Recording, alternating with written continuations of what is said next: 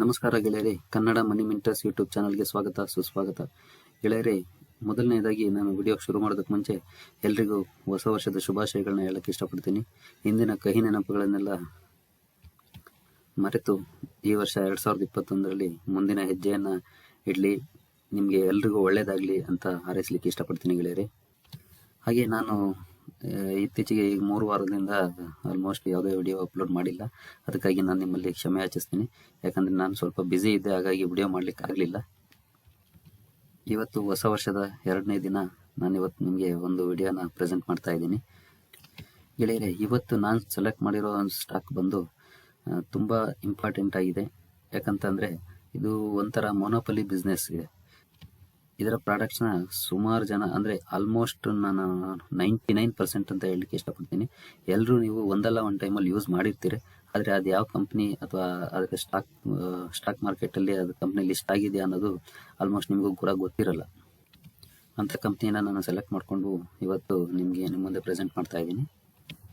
ಇದು almost ಮೊನೋಪಲಿ business ಅಂತಲೇ ಹೇಳ್ಬೋದು ಈ ಸ್ಟಾಕ್. ಯಾಕಂತಂದರೆ ಸುಮಾರು ಮಾರ್ಕೆಟ್ನ ಅಕ್ವೈರ್ ಮಾಡಿ ಇಟ್ಕೊಂಡಿದೆ ಈ ಸ್ಟಾಕ್.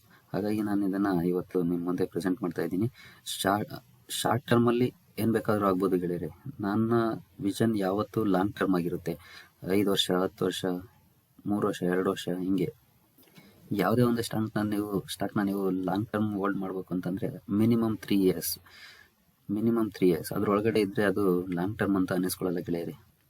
3 ಇಯರ್ಸ್ ಮೇಲೆ ನಿಮಗೆ ಎಷ್ಟು ಕೆಪಾಸಿಟಿ ಇರುತ್ತೋ ಅಷ್ಟು ಹೋಲ್ಡ್ ಮಾಡ್ಬೋದು. ಆಗಲೇ ನಿಮಗೆ ಸ್ಟಾಕ್ ಮಾರ್ಕೆಟಲ್ಲಿ ಮಲ್ಟಿ ಬ್ಯಾಗರ್ ರಿಟರ್ನ್ಸ್ ನೀವು ಸಂಪಾದನೆ ಮಾಡಲಿಕ್ಕೆ ಆಗೋದು. ಹಾಗಾದರೆ ಬನ್ನಿ, ಸ್ಟಾಕ್ ಯಾವುದು ಅಂತ ನೋಡೋಣ. ಅದಕ್ಕೆ ಮುಂಚೆ ನಮ್ಮ ಕನ್ನಡ ಮನಿ ಮೆಂಟರ್ಸ್ ಚಾನಲ್ನ ಸಬ್ಸ್ಕ್ರೈಬ್ ಮಾಡ್ಕೊಳ್ಳೋದನ್ನು ಮರಿಬೇಡಿ, ಹಾಗೆ ಶೇರ್ ಮಾಡೋದನ್ನು ಕೂಡ ಮರಿಬೇಡಿ ಗೆಳೆಯರಿ. ಮೊದಲನೇದಾಗಿ ನಾನು ಆ ಸ್ಟಾಕ್ನ ರಿಟರ್ನ್ಸ್ ಪ್ರೊಫೈಲ್ನ ತೋರಿಸ್ಲಿಕ್ಕೆ ಇಷ್ಟಪಡ್ತೀನಿ. ನೋಡ್ಬೋದು ಗೆಳೆಯರಿ, ನೀವು 1 ಡೇನಲ್ಲಿ ಕೂಡ ಪ್ರಾಫಿಟಲ್ಲಿದೆ, 1 ವೀಕಲ್ಲಿ ಪ್ರಾಫಿಟಲ್ಲಿದೆ, 1 ಮಂತಲ್ಲಿ, 3 ಮಂತ್ಸಲ್ಲಿ, 6 ಮಂತ್ಸಲ್ಲಿ, 1 ಇಯರಲ್ಲಿ, 2 ಇಯರ್ಸಲ್ಲಿ, 3 ಇಯರ್ಸ್, 4 ಇಯರ್ಸ್, 5 ಇಯರ್ಸ್, 10 ಇಯರ್ಸ್ ನೋಡ್ಬೋದು. ನೀವಿಲ್ಲಿ ನೋಡ್ಬೋದು, ನಾನು ಮಿನಿಮಮ್ 3 ಇಯರ್ಸ್ ಅಂತ ಹೇಳಿದೆ. 3 ಇಯರ್ಸಲ್ಲಿ ನೋಡ್ಬೋದು ನೀವು 96% ರಿಟರ್ನ್ ಇದೆ. ಹಾಗೆ 4 ಇಯರ್ಸಲ್ಲಿ 200% ರಿಟರ್ನ್ ಇದೆ. 5 ಇಯರ್ಸಲ್ಲಿ 218% ಇದೆ. ಹಾಗೆ ಇಲ್ಲಿ ನೋಡ್ಬೋದು ನೀವು 10 ಇಯರ್ಸಲ್ಲಿ 5 ಇಯರ್ಸ್ 218 ಇದ್ದು 10 ಇಯರ್ಸಲ್ಲಿ 1067% ಗೆಳೆಯರೆ. ಅಂದರೆ ಲಾಂಗ್ ಟರ್ಮ್ ಹೋಲ್ಡ್ ಮಾಡಿದಾಗ ಎಷ್ಟು ಪ್ರಾಫಿಟ್ ಕೊಡುತ್ತೆ ಯಾವುದೇ ಒಂದು ಕಂಪನಿ, ಒಳ್ಳೆ ಕಂಪನಿ ಆಗಿದ್ದರೆ, ಫಂಡಮೆಂಟಲಿ ಸ್ಟ್ರಾಂಗ್ ಇರೋವಂಥ ಕಂಪನಿ ಎಷ್ಟು ಪ್ರಾಫಿಟ್ ಕೊಡುತ್ತೆ ಅನ್ನೋದನ್ನು ನಾನು ಪ್ರತಿ ವಿಡಿಯೋದಲ್ಲೂ ನಿಮಗೆ ಈವನ್ ಇದೇ ಥರ ಎಕ್ಸಾಂಪಲ್ ಮೂಲಕನೇ ನಾನು ನಿಮಗೆ ತೋರಿಸ್ತಾ ಇರ್ತೀನಿ. ಸೊ ಈ ಥರ ಹೋಲ್ಡ್ ಮಾಡಿದಾಗಲೇ ನಾವು 1 ಲಕ್ಷ ಇನ್ವೆಸ್ಟ್ ಮಾಡಿದರೆ 10 ಲಕ್ಷ ಆಗೋಕ್ಕಾಗೋದು. ನಾವು ಹೋಲ್ಡ್ ಮಾಡ್ದೇನೆ 1 ವರ್ಷ ಅಥವಾ 6 ತಿಂಗಳು ಇಟ್ಕೊಂಡು ನಾವು 1 ಲಕ್ಷ ಇನ್ವೆಸ್ಟ್ ಮಾಡಿದ್ದೀವಿ 10 ಲಕ್ಷ ಆಗಬೇಕು ಅಂತಂದರೆ ಅದು ಅಷ್ಟು ಸುಲಭವಾಗಿ ಆಗಲ್ಲ ಗೆಳೆಯರೆ. ನಾವು ಯಾವತ್ತೂ ಸ್ಟಾಕ್ ಮಾರ್ಕೆಟಲ್ಲಿ ಒಂದು ಒಳ್ಳೆ ಸ್ಟಾಕ್ನ ಸೆಲೆಕ್ಟ್ ಮಾಡಿ ಅದನ್ನು ಹೋಲ್ಡ್ ಮಾಡೋ ಪೇಷನ್ಸ್ನ ತೋರಿಸಿದ್ರೆ ಡೆಫಿನೆಟ್ಲಿ ನಮಗೆ ಪ್ರಾಫಿಟ್ ಆಗುತ್ತೆ ಅನ್ನೋದಕ್ಕೆ ಇಲ್ಲಿ ನೀವು ನೋಡ್ಬೋದು, ಪ್ರೂಫ್ ಸಮೇತ ಇದೆ. ಹಾಗೆ ನಾನು ಮುಂಚೆನೇ ಹೇಳಿದೆ, ಈ ಕಂಪನಿಯ ಪ್ರಾಡಕ್ಟ್ಸ್ನ ನೀವು ಆಲ್ಮೋಸ್ಟ್ ಯೂಸ್ ಮಾಡಿರ್ತೀರಿ ಅಂತನ. ಹಾಗೆ ಬನ್ನಿ, ಅದು ಯಾವ ಪ್ರಾಡಕ್ಟ್ಸ್ ಅಂತ ನೋಡೋಣ.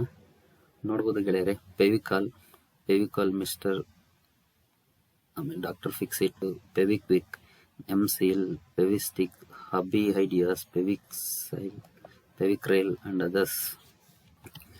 ನೀವು ಇದರಲ್ಲಿ ಯಾವುದೇ ಪ್ರಾಡಕ್ಟ್ ಯೂಸ್ ಮಾಡಿಲ್ಲ ಅಂದರೂ ಅಟ್ಲೀಸ್ಟ್ ಈ ಫೆವಿಕ್ವಿಕ್ ಅಂತೂ ಯೂಸ್ ಮಾಡಿರ್ತೀರಿ ಗೆಳೆಯರೆ. ಯಾಕಂದರೆ ಯಾವುದೋ ಒಂದು ಟೈಮಲ್ಲಿ ಏನೋ ಒಂದು ಅಂಟಿಸ್ಲಿಕ್ಕೆ ಯೂಸ್ ಮಾಡಿರ್ತೀವಿ. ಇದರಲ್ಲಿ ನೀವು ಇದ್ರ ಬಗ್ಗೆ ಸುಮಾರು ಅಡ್ವರ್ಟೈಸ್ಮೆಂಟ್ಸ್ ಕೂಡ ನೋಡ್ತಾ ಇರ್ತೀರಿ. ಹಾಗೆ ನೀವು ಮನೆಯಲ್ಲಿ ಏನಾದರೂ ಕೆಲಸ ಮಾಡ್ತಿದ್ದೀರಿ ಅಂದರೆ, ಮನೆ ಕಟ್ಟಿಸ್ತಾ ಇದ್ದೀರಿ ಅಂದರೆ, ಅಥವಾ ಮನೆಯಲ್ಲಿ ವುಡನ್ ವರ್ಕ್ಸ್ ಮಾಡ್ತಿದ್ದೀರಿ ಅಂದರೆ, ಆವಾಗ ಫೆವಿಕಾಲ್ ಅಂತೂ ಕಂಪಲ್ಸರಿ ಬೇಕೇ ಬೇಕು. ಸೊ ಇದೇ ಸ್ಟಾಕನ್ನು ನಾನು ನಿಮಗೆ ಇವತ್ತು ಇಂಟ್ರೊಡ್ಯೂಸ್ ಮಾಡ್ತಾ ಇದ್ದೀನಿ. ಫೆವಿಕಾಲ್, ನೀವು ಅಂದ್ಕೊಂಡಿರ್ಬೋದು ಈಗ ಏನಂತ ಇದೆ ಸ್ಟಾಕ್, ಅದರ ಹೆಸರು ಗೊತ್ತಿಲ್ಲ ಅಂತನ.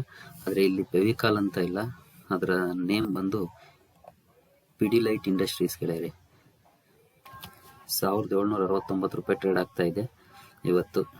ನೋಡ್ಬೋದು ನೀವು 5 ಡೇಸಲ್ಲಿ, 1 ಮಂತ್, 6 ಮಂತ್ಸ್, ಹೀಗೆ 1 ಇಯರಲ್ಲಿ ನೋಡ್ಬೋದು ನೀವು. ಕೋವಿಡ್-19ಇಂದ ಮಾರ್ಕೆಟ್ ಕ್ರಾಶ್ ಆದಾಗ ಆಲ್ಮೋಸ್ಟು ಎಷ್ಟು ಕ್ರಾಶ್ ಆಗಿದೆ ಅಂತ ನೀವು ನೋಡ್ಬೋದು. ಇಲ್ಲಿ 28% ಕ್ರಾಶ್ ಆಗಿದೆ ಗೆಳೆಯರೆ. ಆದರೆ ಇವತ್ತು ಅಲ್ಲಿಂದ ಅಗೇನ್ ಆ ಪಾಯಿಂಟಿಂದ ರಿಕವರ್ ಆಗಿ ನೋಡ್ಬೋದು ನೀವು 45% ರಿಟರ್ನ್ಸ್ ಕೊಟ್ಟಿದೆ.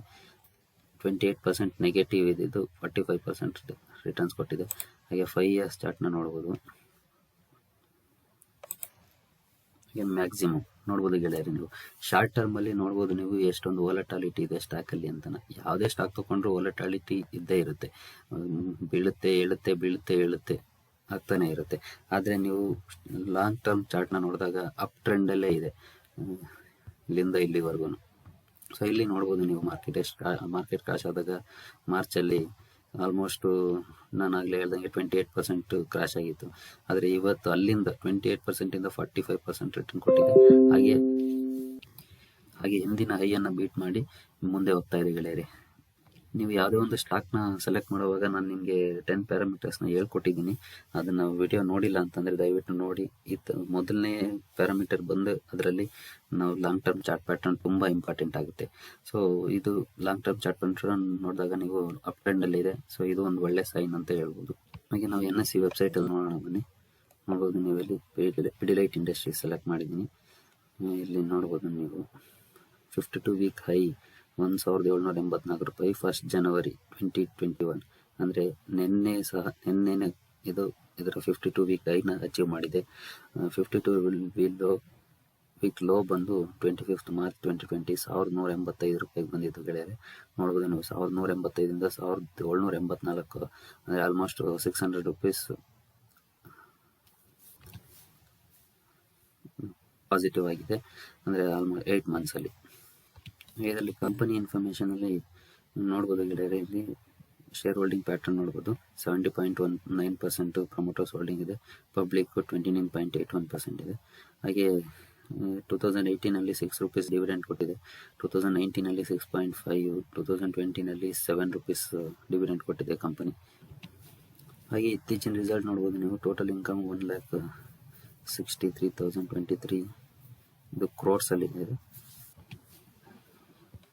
ಹಾಗೆ ನೆಟ್ ಪ್ರಾಫಿಟ್ ಕೂಡ ನೋಡ್ಬೋದು. ಜೂನ್ ಕ್ವಾರ್ಟರ್ಲಿ 5,672 ಇದ್ದು, ಸೆಪ್ಟೆಂಬರ್ ಕ್ವಾರ್ಟರ್ಲಿ 33,872. ಇಲ್ಲಿ ಯಾಕಂದರೆ ಎಲ್ಲ ಕಂಪನಿಗಳು ಕೂಡ ಬಿಸ್ನೆಸ್ ಡೌನೇ ಇದ್ದಿದ್ದು March and June quarters.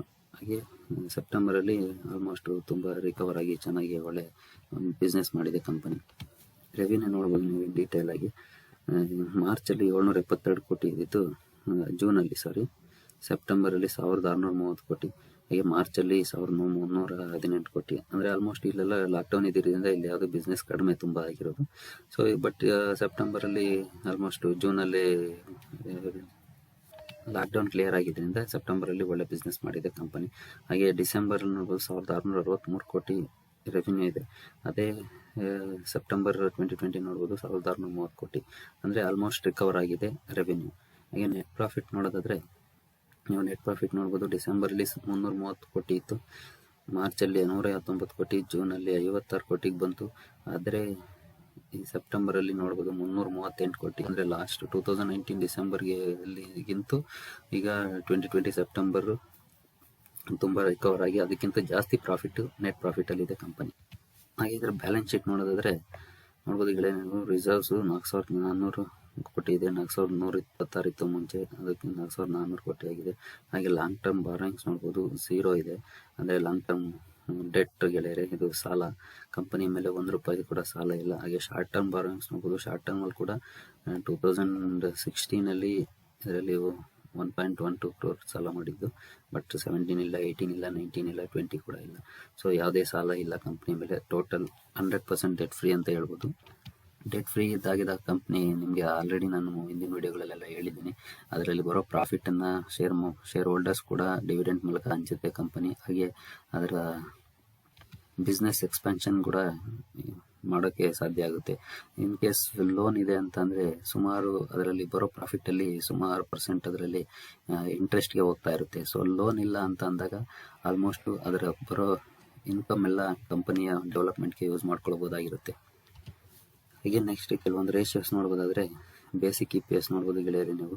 16ನಲ್ಲಿ 14.57, 17 15.9, 18.81, 19.28, 21.69 consistently ಗ್ರೋತಲ್ಲಿದೆ ಗೆಳೆಯರೆ.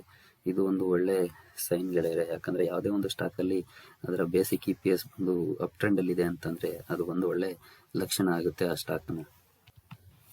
ಹಾಗೆ ರೆವಿನ್ಯೂ ಫ್ರಮ್ ಆಪ್ರೇಷನ್ಸ್ ನೋಡ್ಬೋದು ನೀವು, ಅದು ಕೂಡ ಒಳ್ಳೆ ಅಪ್ ಟ್ರೆಂಡಲ್ಲಿದೆ. ಸೊ ಇದು ಒಂದು ಒಳ್ಳೆ ಲಕ್ಷಣ ಗೆಳೆಯರೆ. ಹಾಗೆ ನೆಟ್ ಪ್ರಾಫಿಟ್ ಪರ್ ಶೇರ್ ಕೂಡ ನೋಡ್ಬೋದು. ಸೊ ಅದು ಅಪ್ ಟ್ರೆಂಡಲ್ಲಿದೆ. ಹಾಗೆ ನೆಟ್ ಪ್ರಾಫಿಟ್ ಮಾರ್ಜಿನ್ ಇದು ಒಂದು ಇಂಪಾರ್ಟೆಂಟ್ ರೇಷಿಯೋ. 15.78 ಅಂದರೆ 15.90, 17.83, ಹಾಗೆ 16.07. ಇಲ್ಲಿ ಸ್ವಲ್ಪ ಕಮ್ಮಿ ಆಗಿದೆ ಗೆಳೆಯರೆ. ಅಂದರೆ ಆಲ್ಮೋಸ್ಟ್ 2020ಯಲ್ಲಿ ಕಮ್ಮಿ ಆಗ್ಲಿಕ್ಕೆ ಕಾರಣ COVID-19, ಹಾಗೆ 19ನಲ್ಲಿ ಕೂಡ ಸ್ವಲ್ಪ ಕಮ್ಮಿ ಆಗಿದೆ. ಹಾಗೆ ROE ನೋಡ್ಬೋದು ನೀವು 28, 22, 26, 23, ಹಾಗೆ 24. ಮತ್ತು return on capital employed ROCE 32.53 ಇದೆ. ರಿಟರ್ನ್ ಆನ್ ಈಕ್ವಿಟಿಯಿಂದ ರಿಟರ್ನ್ ಆನ್ ಕ್ಯಾಪಿಟಲ್ ಎಂಪ್ಲಾಯ್ಡ್ ಜಾಸ್ತಿ ಇದೆ ಅಂದರೆ ಈ ಕಂಪನಿ ಡೆಟ್ಟನ್ನು ಚೆನ್ನಾಗಿ ಮ್ಯಾನೇಜ್ ಮಾಡ್ತಾ ಇದೆ ಅಂತ ಅರ್ಥ ಗೆಳೆಯರೆ. ಸೊ ಇದು ಒಂದು ಒಳ್ಳೆ ಲಕ್ಷಣ. ROCEಗಿಂತ ಕಡಿಮೆ ಇದ್ದರೆ. ಹಾಗೆ ಶೇರ್ ಹೋಲ್ಡಿಂಗ್ ಪ್ಯಾಟರ್ನ್ ನೋಡಿದ್ರೆ ಗೆಳೆಯರೆ ನೋಡ್ಬೋದು ನೀವು. ಪ್ರಮೋಟರ್ಸ್ 69.71 ಇತ್ತು ಸೆಪ್ಟೆಂಬರ್ 2019ನಲ್ಲಿ. ಡಿಸೆಂಬರ್ 2016 9.98 ಆಯಿತು. 69.92 ಆಯಿತು ಮಾರ್ಚಲ್ಲಿ. ಹಾಗೆ 70.19 ಆಯಿತು ಜೂನಲ್ಲಿ. 70.19 ಇದೆ, same as it is September quarter ಕೂಡ. ಅಂದರೆ ಪ್ರಮೋಟರ್ಸ್ ಕೂಡ ಸ್ಲೈಟಾಗಿ ಅವರ ಹೋಲ್ಡಿಂಗ್ಸ್ನ ಜಾಸ್ತಿ ಮಾಡಿದ್ದಾರೆ ಅಂತಲೇ ಇಲ್ಲಿ ಡೇಟಾ ತೋರಿಸ್ತಾ ಇದೆ. ಹಾಗೆ FIS ನೋಡೋದಾದರೆ FIS ನೋಡ್ಬೋದು 10.9% ಹೋಲ್ಡಿಂಗ್ ಇದೆ. ಹಾಗೆ DIS ನೋಡ್ಬೋದು. DIS 8.66, ಸ್ಲೈಟ್ಲಿ ಜಾಸ್ತಿ ಮಾಡಿ 8.66 ಇದೆ. ಪಬ್ಲಿಕ್ ಶೇರ್ ಹೋಲ್ಡಿಂಗ್ ನೋಡ್ಬೋದು 10.53, 10.25.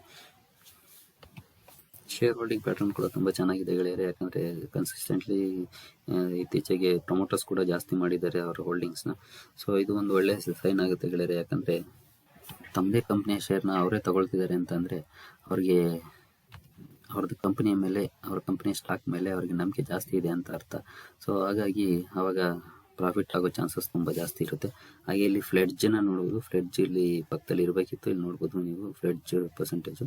ಬಟ್ ಇಲ್ಲ, ಅಂದರೆ ಏನಕ್ಕೆ ಅಂತಂದರೆ ಯಾವುದೇ ಶೇರನ್ನು ಫ್ಲೆಡ್ಜ್ ಮಾಡಿಲ್ಲ ಅಂತ. ಸೊ ಹಾಗೆ ಅದನ್ನು ನಾವು NSE ವೆಬ್ಸೈಟಲ್ಲಿ ನೋಡ್ಬೋಣ ಬನ್ನಿ, ಯಾವ್ದಾದ್ರು ಫ್ಲೆಡ್ಜ್ ಇದೆಯಾ ಅಂತ ನೋಡ್ಬೋದು ಗೆಳೆಯರೆ. C ಕಾಲಮ್ ಇದು ಫ್ಲೆಡ್ಜ್. ಸೊ ಯಾವುದೇ 0 ಇದೆ. ಸೊ ಒಂದೇ ಒಂದು ಸ್ಟಾಕ್ ಕೂಡ ಅವರು ಫ್ಲೆಡ್ಜ್ ಮಾಡಿಲ್ಲ ಕಂಪನಿಯ ಶೇರನ್ನು. ಸೊ ನೋಡಿದ್ರಲ್ಲ ಗೆಳೆಯರೆ, ಈ ಕಂಪನಿಯ ಎಲ್ಲ ಪ್ಯಾರಾಮೀಟರ್ಸ್ ಕೂಡ ತುಂಬ ಚೆನ್ನಾಗಿದೆ. ಹಾಗೆ ಮೊನೋಪಲಿ ಬಿಸ್ನೆಸ್ ಥರ ಇದೆ. ಕೆಲವು ಬೇರೆ ಬ್ರ್ಯಾಂಡ್ಸು ಇರೋದು ಈ ಕಂಪನಿಯ ಪ್ರಾಡಕ್ಟ್ಸ್ಗೆ ಕಾಂಪಿಟೇಟಿವ್ ಇರೋದು. ಸೊ ಹಾಗಾಗಿ ಆ್ಯಸ್ ಪರ್ ಮೈ ಸ್ಟಡೀಸು ಇದು ಒಂದು ಒಳ್ಳೆ ಸ್ಟಾಕ್ ಅಂತ ನನ್ನ ಅನಿಸಿಕೆ. ನಿಮ್ಗೆ ಏನು ಅನಿಸುತ್ತೆ ಗೆಳೆಯರೆ, ನೀವು ಕಮೆಂಟ್ ಮೂಲಕ ತಿಳಿಸಿ. ಹಾಗೆ ಇನ್ನು ಡಿಸ್ಕ್ಲೈಮರ್ ಕೊಡಲೇಬೇಕು ಗೆಳೆಯರೆ, ಯಾಕಂತಂದರೆ ಇದು ನನ್ನ ರೆಕಮೆಂಡೇಶನ್ ಅಲ್ಲ. ನೀವು ಬೈ, ಸೆಲ್ ಅಥವಾ ಹೋಲ್ಡ್ ಮಾಡಲಿಕ್ಕೆ ನೀವು ನಿಮ್ಮ ಓನ್ ಸ್ಟಡೀಸ್ ಮಾಡಿ ಈ ಸ್ಟಾಕ್ ಮೇಲೆ. ಒಂದು ಒಳ್ಳೆ ಸ್ಟಾಕ್ನ ನಾನು ನಿಮಗೆ ಇಂಟ್ರೊಡ್ಯೂಸ್ ಮಾಡಿಸಿದ್ದೀನಿ. ಆದರೆ ಇದ್ರ ಬಗ್ಗೆ ನೀವು ಹೆಚ್ಚಿನ ವಿಷಯ ತಿಳ್ಕೊಂಡು ಆಮೇಲೆ ಇನ್ವೆಸ್ಟ್ ಮಾಡಬೇಕಾ ಬೇಡವಾ ಅಂತ ಡಿಸೈಡ್ ಮಾಡಿ. ದಯವಿಟ್ಟು ಯಾರು ಬ್ಲೈಂಡಾಗಿ ಇನ್ವೆಸ್ಟ್ ಮಾಡೋಕ್ಕೆ ಹೋಗಬೇಡಿ. ನಾನು ಈ ವಿಡಿಯೋ ಮಾಡೋದು ನಮ್ಮ ಕನ್ನಡಿಗರ ರಿಟೇಲ್ ಇನ್ವೆಸ್ಟರ್ಸ್ಗೆ ಯೂಸ್ಫುಲ್ ಆಗಿರಲಿ ಅಂತನ, ಅವರಿಗೆ ಒಳ್ಳೆ ಸ್ಟಾಕ್ಗಳ ಬಗ್ಗೆ ವಿಷಯ ತಿಳಿಸ್ಬೇಕು ಅನ್ನೋ ಉದ್ದೇಶದಿಂದ. ದಯವಿಟ್ಟು ಯಾರು ಇದನ್ನು ರೆಕಮೆಂಡೇಶನ್ ಅಂದ್ಕೊಳ್ಳದೆ ಎಜುಕೇಷನಲ್ ಪರ್ಪಸ್ ಅಂದ್ಕೊಂಡು ಅದ್ರ ಬಗ್ಗೆ ಹೆಚ್ಚಿನ ಸ್ಟಡಿ ಮಾಡಿ ಆಮೇಲೆ ಇನ್ವೆಸ್ಟ್ಮೆಂಟ್ ಮಾಡಬೇಕಾ ಬೇಡವಾ ಅಂತ ಡಿಸೈಡ್ ಮಾಡಿ ಗೆಳೆಯರೆ. ಓಕೆ ಗೆಳೆಯರೆ, ಮುಂದಿನ ವಿಡಿಯೋದಲ್ಲಿ ಸಿಗೋಣ. ಅದಕ್ಕೆ ಮುಂಚೆ ನಮ್ಮ ಚಾನಲ್ನ ಸಬ್ಸ್ಕ್ರೈಬ್ ಮಾಡ್ಕೊಳ್ಳೋದನ್ನು ಮರಿಬೇಡಿ. ಹಾಗೆ ಶೇರ್ ಮಾಡೋದನ್ನು ಕೂಡ ಮರಿಬೇಡಿ. ಮುಂದಿನ ವಿಡಿಯೋದಲ್ಲಿ ಸಿಗೋಣ ಗೆಳೆಯರೆ. ಅಲ್ಲಿವರೆಗೂ ಜೈ ಹಿಂದ್, ಜೈ ಕರ್ನಾಟಕ.